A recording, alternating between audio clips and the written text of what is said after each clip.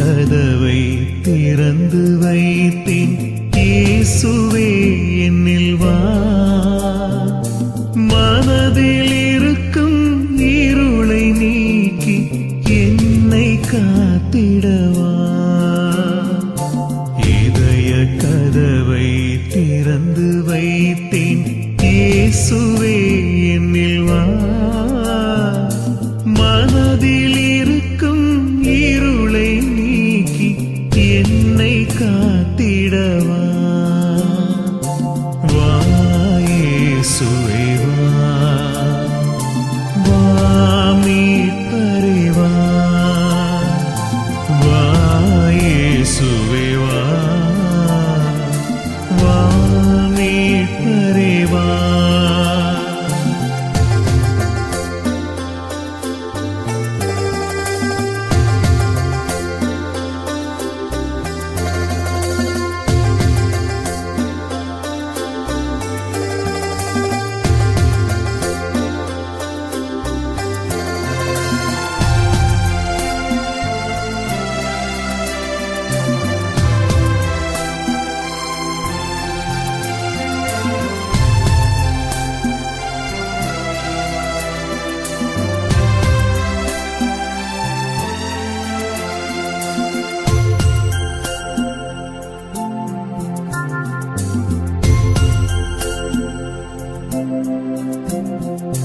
தாயின் கருவில் இருந்த நாளில் என்னில் சேர்ந்த பயம், பரம்பரையாய் என்னில் வந்த தீரா நோய்களெல்லாம்.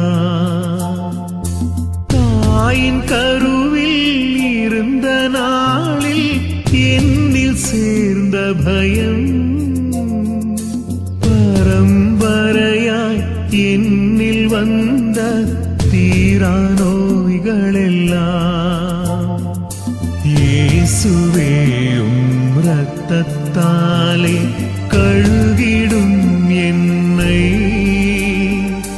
பயங்கள் நீக்கி நோய்கள் போக்கி என்னை காத்தருளும். இயேசுவே உம் இரத்தத்தாலே கழுகிடும் என்னை. பயங்கள் நீக்கி நோய்கள் போக்கி என்னை காத்தருளும். வா இயேசுவே வா, வா மீட்பரே வா.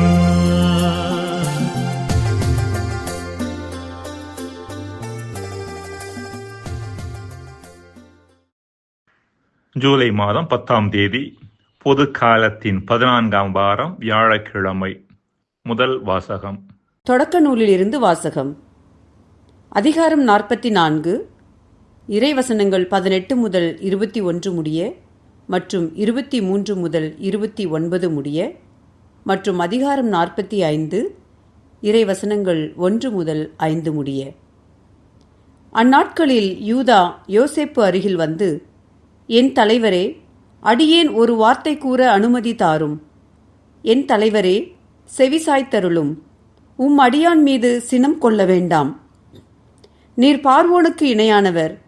என் தலைவராகிய தாங்கள் உம் பணியாளர்களாகிய எங்களிடம், உங்களுக்கு தந்தையோ சகோதரனோ உண்டோ என்று கேட்டீர்கள்.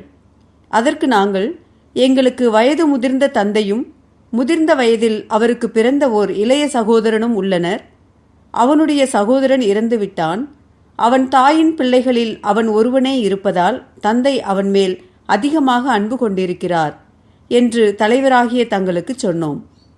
அப்பொழுது தாங்கள், அவனை என்னிடம் அழைத்து வாருங்கள், நான் அவனை நேரில் பார்க்க வேண்டும் என்று உம் அடியார்களுக்கு சொன்னீர்கள். அதற்கு தாங்கள், உங்கள் இளைய சகோதரன் உங்களோடு வராவிட்டால் என் முகத்தில் விழிக்க வேண்டாம் என்று உம் அடியார்களுக்கு சொன்னீர்கள். உம் பணியாளராகிய எங்கள் தந்தையிடம் திரும்பியவுடன் என் தலைவராகிய தாங்கள் சொல்லியவற்றை அவரிடம் எடுத்துரைத்தோம். பிறகு எங்கள் தந்தை, நீங்கள் திரும்பி போய் நமக்கு கொஞ்சம் உணவுப் பொருள் வாங்கி வாருங்கள் என்றார். நாங்கள், எங்களால் போக இயலாது, எங்கள் இளைய சகோதரன் எங்களோடு சேர்ந்து வந்தால் மட்டுமே புறப்படுவோம், வராவிட்டால் இவன் இல்லாமல் நாங்கள் அவர் முகத்தில் விழிக்க மாட்டோம் என்றோம். உம் பணியாளராகிய எங்கள் தந்தை எங்களிடம், என் மனைவி எனக்கு 2 பிள்ளைகளையே பெற்றெடுத்தாள் என்று உங்களுக்கு தெரியும். ஒருவன் என்னை பிரிந்து வெளியே சென்றான், அவன் ஒரு கொடிய விலங்கால் பீறி கிழிக்கப்பட்டான் என்று நினைத்து கொண்டேன். ஏனெனில் இதுவரை அவனை காணவில்லை. இப்பொழுது நீங்கள் இவனையும் என்னிடமிருந்து பிரிக்கிறீர்கள். இவனுக்கு ஏதாவது ஆபத்து நேரிட்டால் நரைத்த முடியுள்ள என்னை துயருக்குள்ளாக்கி பாதாளத்திற்குள் இறங்கச் செய்வீர்கள் என்றார். அப்பொழுது யோசேப்பு தம் பணியாளர் அனைவர் முன்னிலையிலும் இதற்கு மேல் தம்மை அடக்கிக் கொள்ள முடியாமல், எல்லோரும் என்னை விட்டு வெளியே போங்கள் என்று உரத்த குரலில் சொன்னார். யோசேப்பு தம் சகோதரருக்கு தம்மை தெரியப்படுத்தும் பொழுது வேற்று மனிதர் எவரும் அவரோடு இல்லை. உடனே அவர் கூக்குரலிட்டு அழுதார். எகிப்தியர் அதை கேட்டனர். பார்வோன் வீட்டாரும் அதை பற்றி கேள்விப்பட்டனர். பின்பு அவர் தம் சகோதரர்களை நோக்கி, நான் தான் யோசேப்பு, என் தந்தை இன்னும் உயிரோடு இருக்கிறாரா என்று கேட்டார். ஆனால் அவரை பார்த்து அவர்கள் சகோதரர்கள் திகிலடைந்ததால் அவர்களால் பதில் சொல்ல முடியவில்லை. ஆனால் யோசேப்பு தம் சகோதரர்களை நோக்கி, என் அருகில் வாருங்கள் என்றார். அவர்கள் அருகில் வந்தவுடன் அவர், நீங்கள் எகிப்திற்கு செல்லுமாறு விற்ற உங்கள் சகோதரனாகிய யோசேப்பு நான்தான். நான் இங்கு செல்லுமாறு நீங்கள் என்னை விற்றுவிட்டது குறித்து மனம் கலங்க வேண்டாம். உங்கள் மீதே சினம் கொள்ள வேண்டாம். ஏனெனில் உயிர்களை காக்கும் பொருட்டே கடவுள் உங்களுக்கு முன்னே என்னை எகிப்திற்கு அனுப்பியருளினார் என்றார். ஆண்டவரின் அருள்வாக்கு. இறைவா உமக்கு நன்றி. நற்செய்தி வாசகம். புனித மத்தேயு எழுதிய தூய நற்செய்தியிலிருந்து வாசகம். அதிகாரம் 10, இறை வார்த்தைகள் 7 தொடங்கி 15 முடிய. அக்காலத்தில் இயேசு தம் சீடர்களை நோக்கி கூறியது: நீங்கள் சென்று விண்ணரசு நெருங்கி வந்துவிட்டது என பறைசாற்றுங்கள். நலம் குன்றியவர்களை குணமாக்குங்கள். இறந்தோரை உயிர் பெற்றல செய்யுங்கள். தொழுநோயாளரை நலமாக்குங்கள். பேய்களை ஓட்டுங்கள். கொடையாக பெற்றீர்கள், கொடையாகவே வழங்குங்கள். பொன், வெள்ளி, செப்புக்காசு எதையும் உங்கள் இடைக்கச்சைகளில் வைத்து கொள்ள வேண்டாம். பயணத்திற்காக பையோ, 2 அங்கிகளோ, மிதியடிகளோ, கைத்தடியோ எடுத்துக்கொண்டு போக வேண்டாம். ஏனெனில் வேலையால் தம் உணவுக்கு உரிமையுடையவரே. நீங்கள் எந்த நகருக்கோ ஊருக்கோ சென்றாலும் அங்கே உங்களை ஏற்க தகுதியுடையவர் யாரென கேட்டறியுங்கள். அங்கிருந்து புறப்படும் வரை அவரோடு தங்கியிருங்கள். அந்த வீட்டுக்குள் செல்லும் பொழுதே வீட்டாருக்கு வாழ்த்து கூறுங்கள். வீட்டார் தகுதி உள்ளவராயிருந்தால் நீங்கள் வாழ்த்தி கூறிய அமைதி அவர்கள் மேல் தங்கட்டும். அவர்கள் தகுதியற்றவர்களாயிருந்தால் அது உங்களிடமே திரும்பி வரட்டும். உங்களை எவராவது ஏற்றுக்கொள்ளாமலோ நீங்கள் அறிவித்தவற்றுக்கு செவி சாய்க்காமலோ இருந்தால் அவரது வீட்டை அல்லது நகரை விட்டு வெளியேறும் பொழுது உங்கள் கால்களில் படிந்துள்ள தூசியை உதறிவிடுங்கள். தீர்ப்பு நாளில் சோதோம் கொமோரா பகுதிகளுக்கு கிடைக்கும் தண்டனையை விட அந்நகருக்கு கிடைக்கும் தண்டனை கடினமாகவே இருக்கும் என நான் உறுதியாக உங்களுக்கு சொல்கிறேன். ஆண்டவரின் அருள்வாக்கு. கிறிஸ்துவே உமக்கு புகழ். அன்புக்குரியவர்களே, திபெத்திய புத்த மதத்தின் தலைவராக இருப்பவர் தலாய் லாமா. தற்போதைய தலாய் லாமாவின் சிரிப்பு எளிதில் மற்றவர்களை கவரக்கூடியதாகவும் கள்ளம் கபடற்றதாகவும் இருப்பது நம்மில் பெரும்பாலானவர்கள் அறிந்ததே.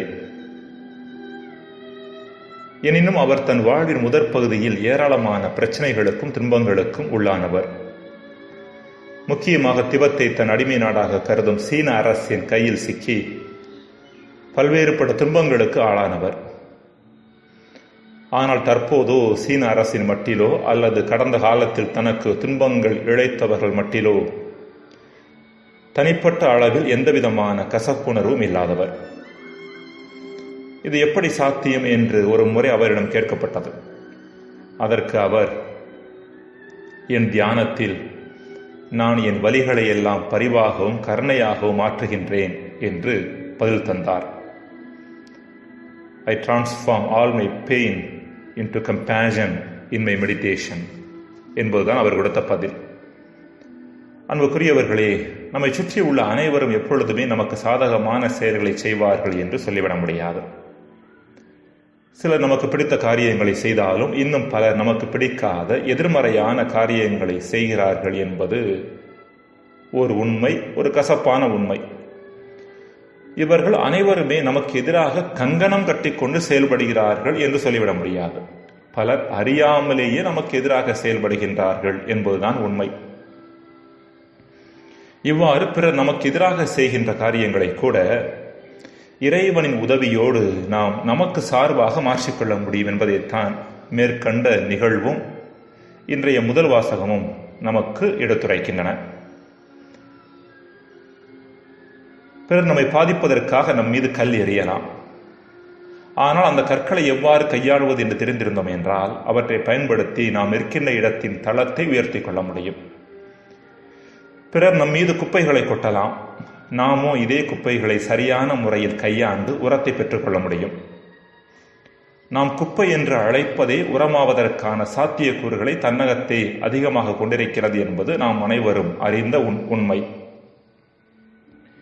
தேவையில்லை என்று நம்மால் வெளியே கொட்டப்படுகின்ற குப்பைகள் சரியான முறையில் கையாளப்படுகின்ற பொழுது, சரியான செயல்முறைகளுக்கு உள்ளாக்கப்படுகின்ற பொழுது உரமாக மாறிவிடுகின்றன. நம்மை சுற்றி வெளியே ஏராளமான குப்பைகள் இருப்பது போல நமக்குள்ளும் ஏராளமான குப்பைகளை நாம் சேர்த்துக் கொள்கின்றோம்.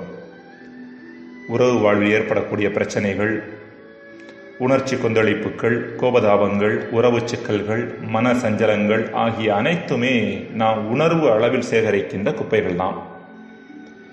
இப்படிப்பட்ட குப்பைகளை நாம் சேர்ப்பதை தவிர்க்க இயலாது. உறவுகளும் செயல்பாடுகளும் இருக்கின்ற வரை குப்பைகளும் நமக்குள்ளே சேர்ந்து கொண்டுதான் இருக்கும். எனினும் இந்த உணர்வு குப்பைகளை சரியான முறையில் நாம் ஒரு நபர் கையாள தெரிந்தார் என்றால் அதுவே அவரது வளர்ச்சிக்கும் முதிர்ச்சிக்கும் உதவக்கூடிய உரமாக மாறிவிடுகிறது. மேற்கண்ட குப்பைகளை பற்றிய தெளிவை பெற முயற்சி செய்யும் போதும் அவற்றின் மட்டிலான நம் கண்ணோட்டங்களை சரியாக ஆக்கிக் கொள்வதன் மூலமும் சுய குணப்படுத்துதலின் மூலமும் உணர்வுகளை பற்றிய ஒரு தெளிவான பார்வையை பெற்றுக்கொள்வதன் மூலமும் நாம் உணர்வு குப்பைகளை நம் வாழ்வை உயர்த்தும் உரமாக உருமாற்ற முடியும்.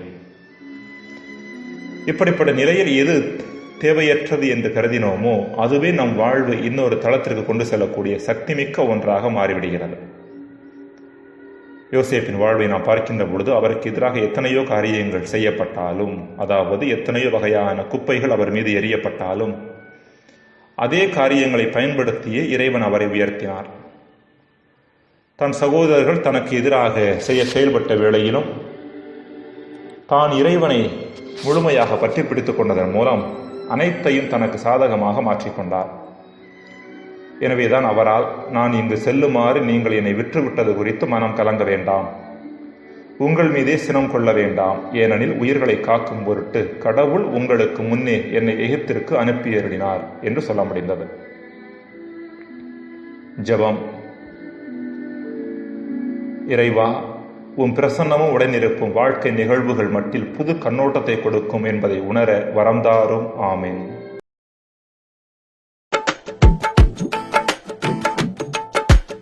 என்ன வாழ்க்கை என்று, இது என்ன உலகம் என்று உடைகின்ற உள்ளங்களே நில்லுங்கள். படைத்தவனின் பதரும் உள்ளம் பாருங்கள், அது வாழ்விக்கும் 1000 வழியை நோக்குங்கள். அட என்ன வாழ்க்கை என்று, இது என்ன உலகம் என்று உடைகின்ற உள்ளங்களே நில்லுங்கள். படைத்தவனின் பதரும் உள்ளம் பாருங்கள், அது வாழ்விக்கும் 1000 வழியை நோக்குங்கள்.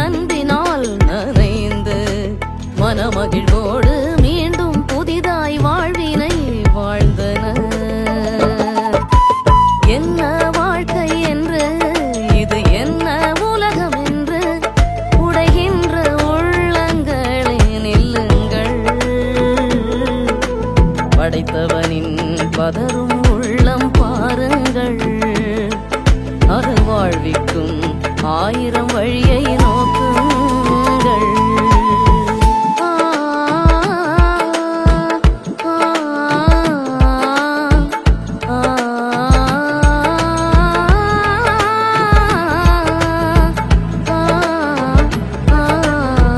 ஆ,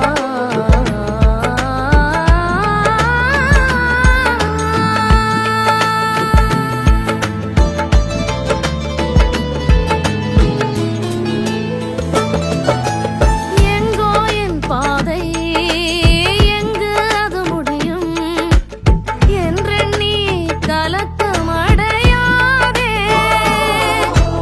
உனக்கு முன் செல்லும் நல்மெய்ப்பன் இயேசு சாத்தானாம் ஓநாயை ஒழிப்பாரே.